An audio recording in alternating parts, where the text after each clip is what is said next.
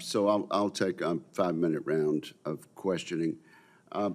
General, much of the funding in the Defense Reconciliation Bill is unspecific and will technically be at the direction of the Department of Defense, though we have provided recommendations for them. General Mahoney, a quick yes or no question for you. Will you carry out the congressional intent for reconciliation funding in the One Big Beautiful Bill? Yes. Thank you very much. Now let's talk about JROC, the Joint Requirements Oversight Council. This is a Pentagon group led by the Vice Chairman of the Joint Chiefs of Staff. It oversees the process for defining military needs for new weapon systems. As I mentioned in my opening statement, a 2021 GAO report found that approving these needs often takes over 800 days, far longer than the target of 100 days. We're trying to correct that in the Forged Act by removing the JROC as an approval authority and focusing on collaborating with COCOM commanders to identify and prioritize. I'm going to ask you to comment about this. Our NDAA, which I hope is enacted and at least moved from the Senate relatively soon, seeks to move the focus of the JROC from reviewing paperwork to designing future force. So do you agree with this approach? Senator, I agree with the reform approach end to end, from requirements to resources, and the Forged Act moves us along that trajectory. All right. Well, I certainly hope we can do this. Let's talk now about autonomous drones. And certainly we've seen some news about that just in the last day or two, with Russia illegally sending drones into Poland, a NATO ally of the United States.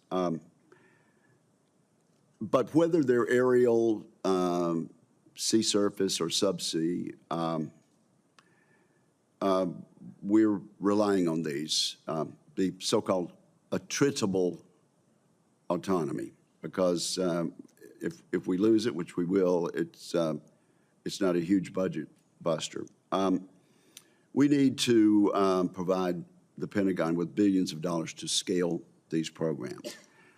They do cost less, although they're not free, but there is the matter of storing them and keeping them from the elements. You can't just leave a drone out in the desert or out in the snow. You commented about this, about the logistics needed to support them. So are we actually in the right places? Have we enabled the infrastructure we need for storage, electricity, and more? And what are your plans should you be confirmed by the Congress? Senator, you bring up a lot of great points. The first is autonomy, and we've seen artificial intelligence build into the ability of weapon systems, in this case drones, to be able to communicate between each other, to be able to recognize objective areas, recognize targets, and then choose targets and bring that into the decision loop.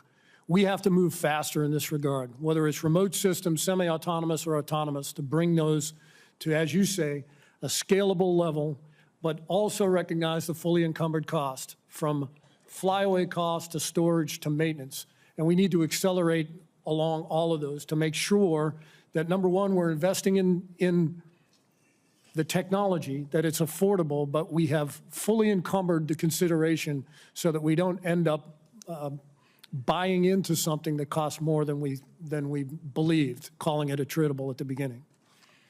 Thank you very much. I have 35 seconds. I think I'll save that till the end. Senator Reid.